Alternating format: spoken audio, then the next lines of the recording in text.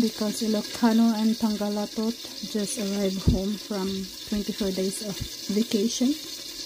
We are hungry for Ilocano or Pangalatot simple food, like a country kind, where we used to eat when we were kids.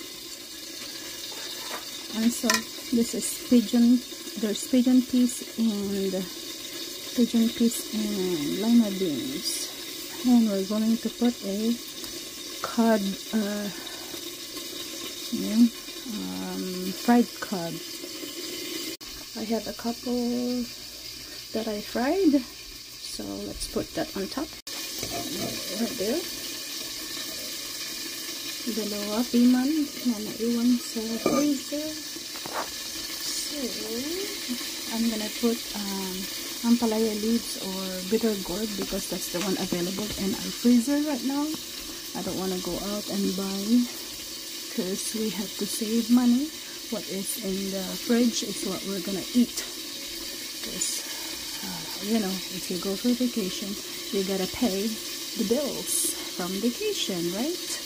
So I have a couple packets of frozen bitter gourd, so let's put that too. It's thawed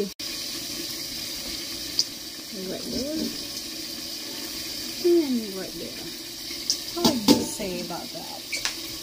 Oh, mga kapwa Ilocano, Pangalatot, o kahit mga Tagalog na mahilig sa simpleng ulam, binagoongan lang natin yan. So kakain na tayo kasama ng maraming kanin.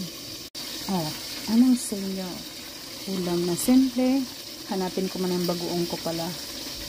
Buti may kaunti pang naiwan. So yun ang ilalagay natin. You got it? Bagoong. Okay, ilagay na natin yung ating bagoong. I guess we don't have enough. Oh. Turn.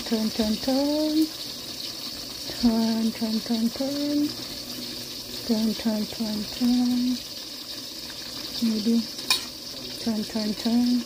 Simpleng ulam ng mga kapwa nyo Pilipino, diba?